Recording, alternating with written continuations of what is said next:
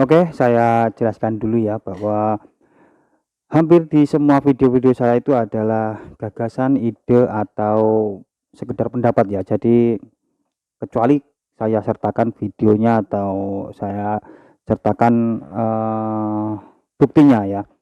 Jadi untuk kali ini ya, kali ini juga sebuah opini, pendapat dan sebagainya ya. Jadi ceritanya begini, mohon nggak usah baper dulu, nggak usah ngegas dulu ya. Jadi kita slow-slow saja. Beberapa waktu yang lalu itu saya ngobrol ya dengan bapak-bapak pengurus, ya katakanlah masjid ya, bapak-bapak pengurus masjid. Ya, karena ada beberapa yang ngumpul terus akhirnya berdiskusi lah, berdiskusi.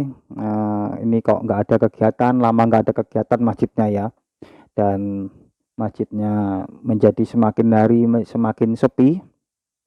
Terus ada beberapa bapak-bapak yang komentar atau melemparkan sebuah ide, bagaimana kalau mengadakan pengajian gitu. Akhirnya kan semua yang ada di situ, yang hadir di situ itu ya ngobrol-ngobrol biasa ya. Yang hadir di situ itu ditanya siapa nanti kalau misalnya mengadakan pengajian itu, balik atau kiainya itu yang diundang itu siapa dan sebagainya ya. Ada yang minta apa ya, kiai yang sudah terkenal, yang skalanya sudah nasional dan bahkan mungkin internasional karena sering juga ke luar negeri ya, ceramah ke luar negeri ya. Dan ketika sampai di saya, ketika ditanya ya, saya jawabnya begini, punya anggaran berapa gitulah.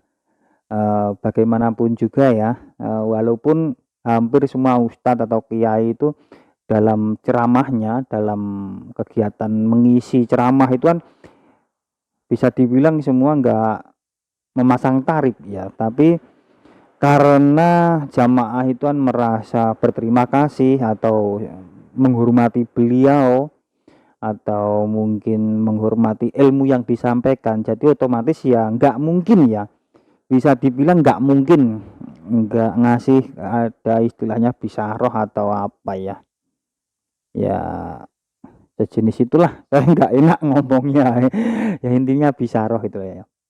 Terus dan itu biasanya kan besarannya itu kan, walaupun nggak dipatok ya, walaupun nggak dipatok tapi ada besaran umum rata-ratanya ya. Misalnya Pak Kiai si A, si B, si C kan biasanya ada umumnya. Biasanya tanya dulu ke yang terakhir, mungkin sebelum misalnya kita mengundang, sebelum kita mengundang biasanya survei dulu ke mungkin tempat-tempat terdekat atau masjid terdekat yang barusan menghadirkan atau mengundang Pak Kiai tersebut. Itu perkiraan apa ya, bukan tarif namanya ya, bisaroh lah ya, bisaroh lah itu berapa kan begitu.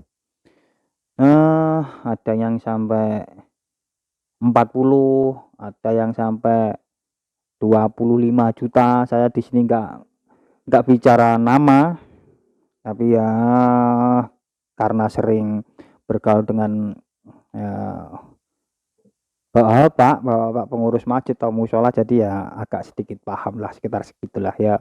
Ada yang sudah mungkin internasional tapi belum nyampe di ring digit segitu juga ada, yang masih mungkin ya di bawah 10 juga masih ada ya.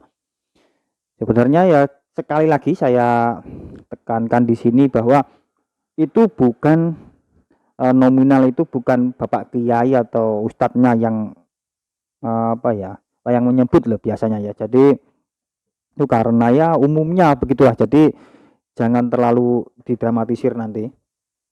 Nah, intinya saya tanya kepada bapaknya yang tadi yang punya ide misalnya mengadakan pengajian gitu ya.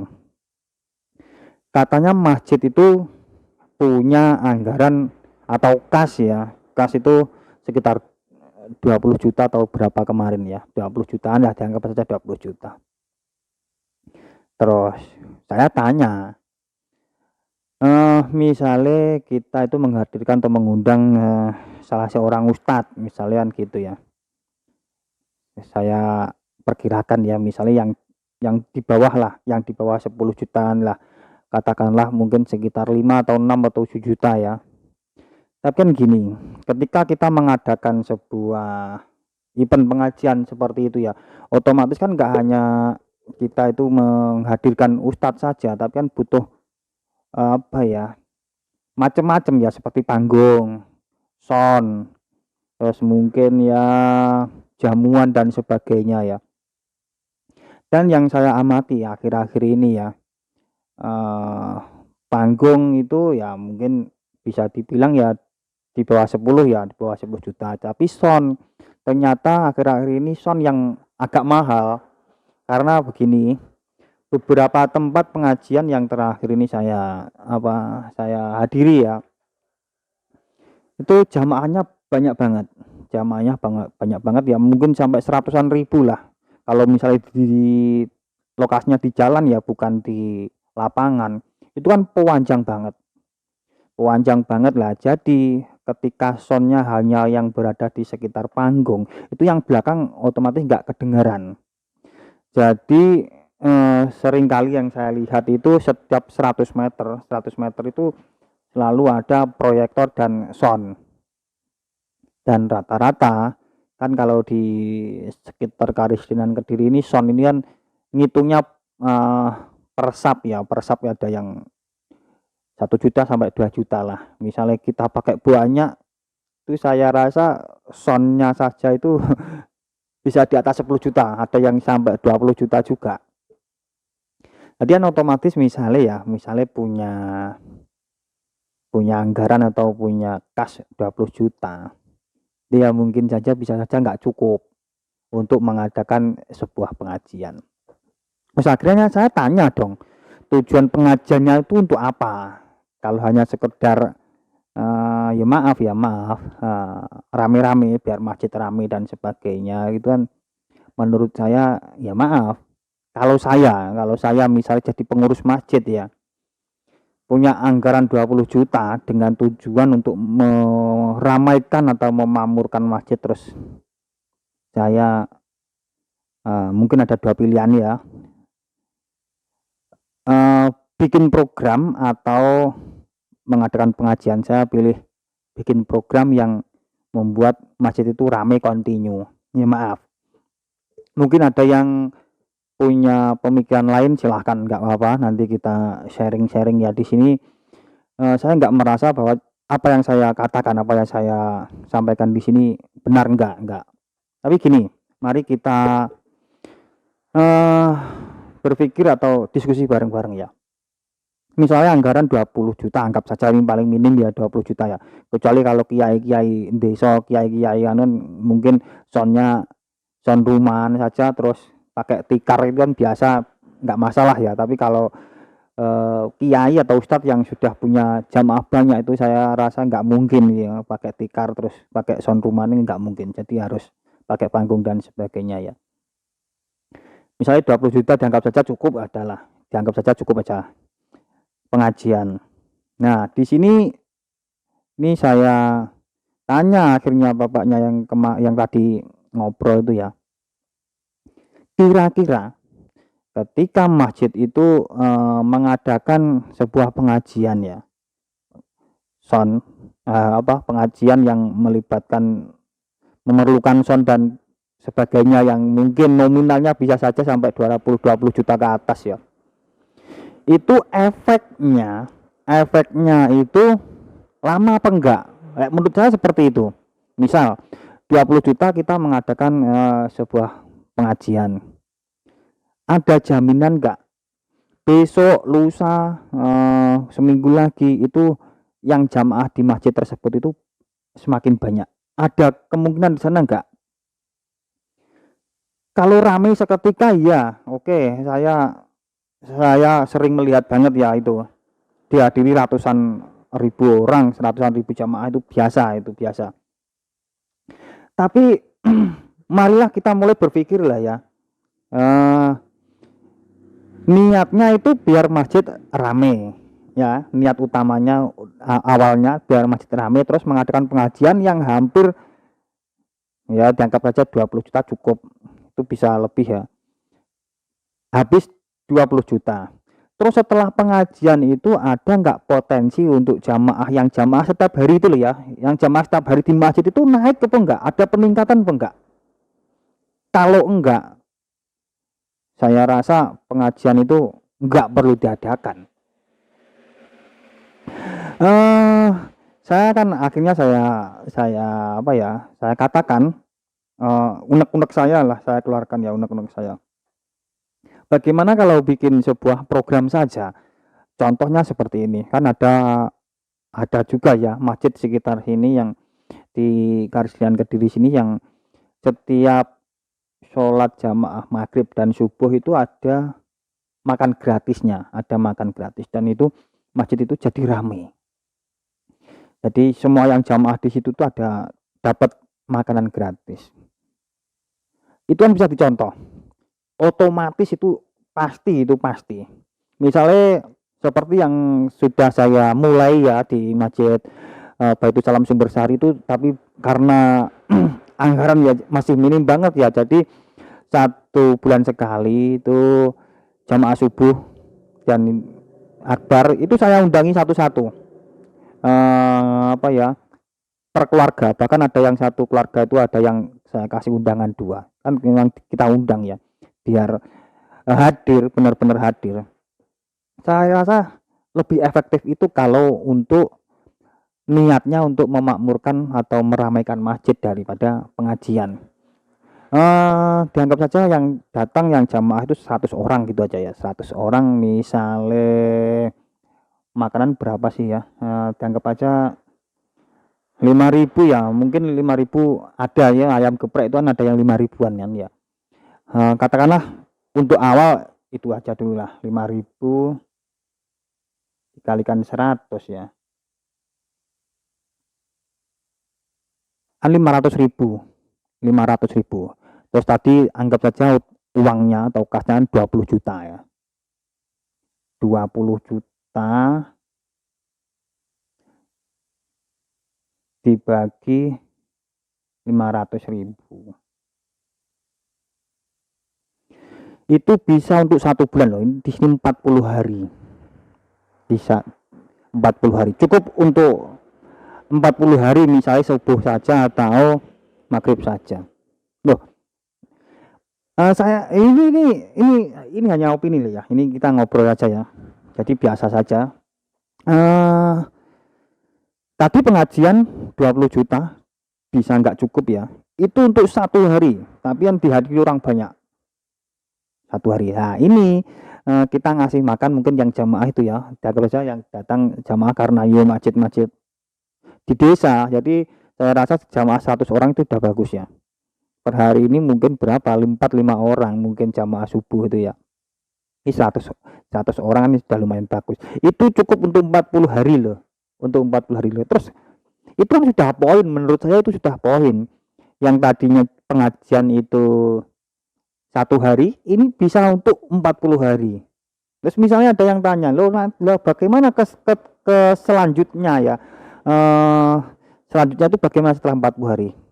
Yang saya alami ya kemarin itu ya, setelah 1 kali mengadakan jamaah subuh akbar itu ya, kita mengundang masyarakat atau warga atau jamaah sekitar situ untuk menghadiri jamaah subuh akbar itu ya. Jamaah subuh kan selesai jam 6 karena ada sarapan gratisnya, sarapan bersamanya, ada yang ada apa kultumnya ya, itu selesai jam 6. Jam 9 itu sudah ada donatur, itu hanya berselang berapa jam, 3 jam itu sudah ada donatur, dan bisa untuk kegiatan karena baru awal ya, jadi 1 bulan sekali, bisa untuk bulan ke depannya sudah. Saya rasa kalau ini memang konsep seperti ini dilaksanakan, saya kok yakin itu nggak akan habis ini, itu uang 20 juta itu justru malah nggak akan habis, karena ini 40 hari ya, dalam waktu 40 hari itu saya yakin kas kotak infak itu pasti ada yang ngisi, ada yang tergerak untuk mengisi lah, saya yakin itu. Jadi misalnya ada yang tanya seperti bapak-bapaknya tadi untuk meramaikan masjid itu kita mengajukan pengajian atau program memakmurkan masjid, saya pilih yang kedua. Ini terkecuali lah ya, terkecuali masjid yang kasnya sudah banyak, terus jamaah masyarakat di situ yang jamaah atau yang datang ke masjid, yang biasa ke masjid itu sudah banyak. Pokoknya intinya semua sudah jalan pengajian nggak masalah. Menurut saya seperti itu. Jadi jangan langsung diserta-merta saya menolak pengajian, tidak. Saya nggak fanatik. Saya pengajian oke, saya seneng, sering hampir setiap minggu saya datang juga. Walaupun yang ngaji itu berbeda-beda, yang saya nggak fanatik satu ustadz atau dua ustadz ya. Saya bebas ya. Saya rasa seperti itu. Misalnya, wah, apa ya, nggak masuk misalnya sarapan gratis, kan banyak ide ya, banyak ide yang mungkin bisa kita pakai. Bisa saja mungkin ibu-ibu itu ketika jamaah subuh di masjid atau musola itu pulang dikasih sayur mateng, itu kan bisa. Jadi ibu-ibu ketika waktu jamaah subuh itu nggak perlu masak, tapi itu efeknya itu langsung terasa, langsung dirasakan masyarakat sekitar, dan otomatis masjid itu akan ramai, ada yang datang. Yang saya lihat justru ketika hari ini mengadakan pengajian akbar ya, dihadiri oleh ratusan ribu orang, itu besoknya itu malah nggak ada yang ke masjid. Karena apa? Karena sudah capek jadi panitia, itu biasanya seperti itu. Jadi saya pilih daripada pengajian saya pilih bikin program-program untuk memakmurkan masjid. Silahkanlah diresapi ya, per hari ini yang bukan pondok pesantren loh ya, yang masjid desa, masjid yang di desa-desa, bukan di pinggir jalan raya ya, itu jamaahnya berapa. Walaupun memang per hari ini pengajian wah hype banget ya, wah dimana-mana selalu dihadiri banyak jamaah, tapi nggak ada yang ke masjid. Terus pengajian, kalau misalnya masjid-masjid nggak ada yang undang pengajian, bagaimana ya? Saya rasa pengajian itu harus tetap ada ya. Tapi bisa saja kan di instansi atau mungkin lembaga-lembaga gitu ya. Atau bisa saja di masjid yang sudah mateng ya. Maksud saya sudah mateng di sini ya, semuanya sudah matang, jamaah sudah matang, sudah program-program yang sudah berjalan, itu bisa dibilang itu sudah siap untuk mengadakan pengajian.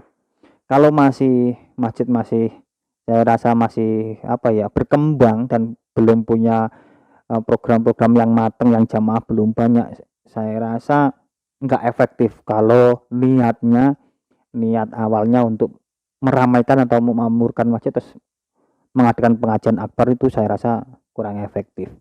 Jadi bagaimana supaya masyarakat situ untuk datang ke masjid saja, bikin acara-acara atau apa itu kan bisa.